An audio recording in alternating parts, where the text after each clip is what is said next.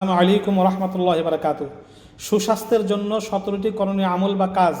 ইতিপূর্বে আমরা 3টা ছোট ভিডিও আলোচনা করেছি, শেষ হয় নাই।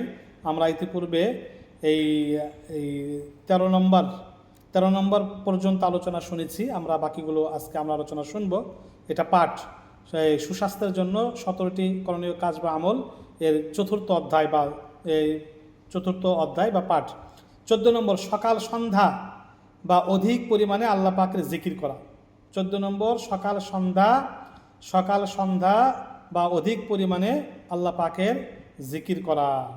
15 নম্বর, দৃষ্টি সংযত রেখে তথা চোখকে হেফাজত করে রেখে চলাফেরা করা।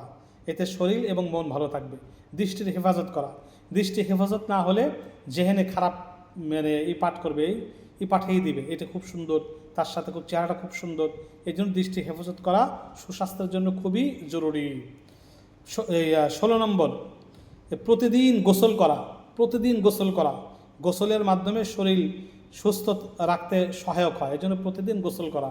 অনেকে আছে 3-4 দিন গোসল করে না। যারা নিয়মিত গোসল করে না তাদের রোগ ব্যাধি সহজে ছাড়ে না, তাদের সহজে রোগ হয়ে যায়, অর্থাৎ তাদের রোগ প্রতিরোধ ক্ষমতা কমে যায়। 17 নম্বর, পরিবারের সদস্যদের সাথে হাসি কৌতুক বা খোশ গল্প করে কিছুটা সময় উপভোগ করা।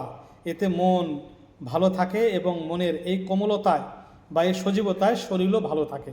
পরিবারের লোকজনের সাথে হাসি কৌতুক খোশ গল্প করে কিছুটা সময় উপভোগ করা, এতে মন ভালো থাকবে এবং মনের এই কোমলতায় সজীবতায় শরীরও ভালো থাকবে। এই জন্য আমরা এই 5 নম্বর পাঠে 4টি অধ্যায়ে আমরা এই যে শুনলাম, সুস্বাস্থ্যের জন্য 17টি করণীয় কাজ বা আমল, এর উপরে আমরা আমল করার চেষ্টা করব। আমিন।